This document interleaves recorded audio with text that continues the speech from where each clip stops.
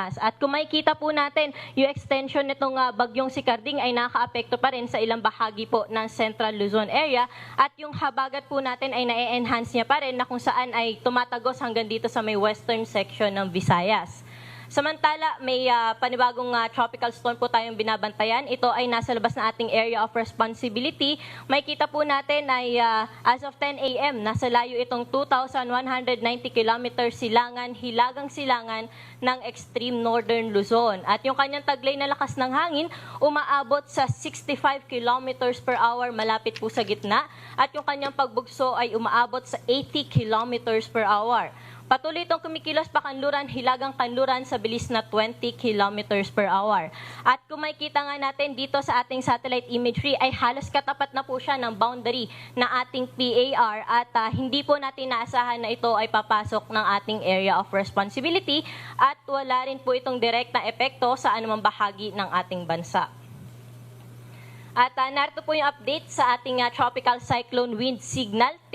Ibinaba na po natin yung ating areas na under signal number 2 at ngayon signal number 1 na lamang po yung nakataas dito sa may shaded, sa blue shaded area na kung saan signal number 1 pa rin po sa may central at western portion ng Pangasinan, Zambales, western portion ng Tarlac at sa northwestern portion ng Pampanga. So habang papalayo pa rin po yung ating bagyong si Carding, inaasahan natin na unti-unti rin po tayo mag-lift ng signal sa mga nabanggit po nating lugar.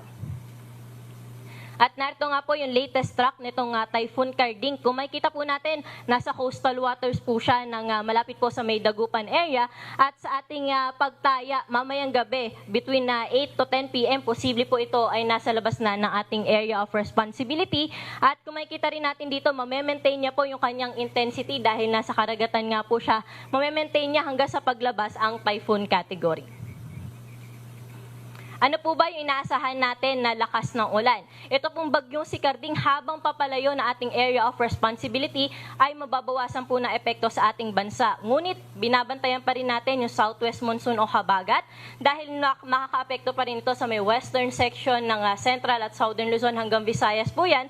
Kaya may mga moderate to heavy rains pa rin po tayo inaasahan sa may Zambales, Bataan, Occidental Mindoro at sa Palawan. Posible pa rin po magdulot yan ng mga pagbaha at pagguho ng lupa, kaya doble pag-iingat at paghahanda pa rin po yung ating paalala sa ating mga kababayan.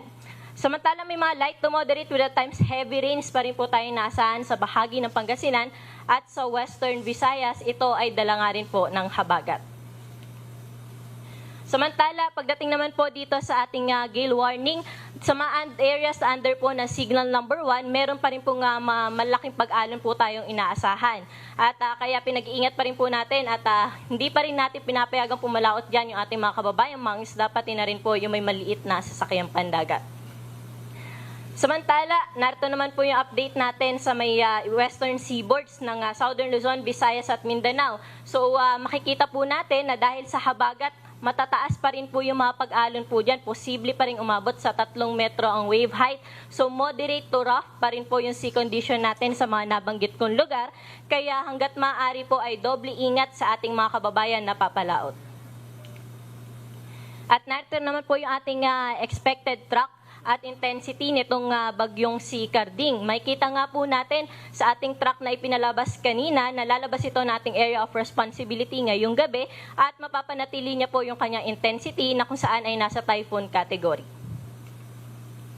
At yun lamang po yung latest po natin dito sa Weather Forecasting Center ng Pag-asa. Ito po si Ana Clorenhorda. Magandang tanghali.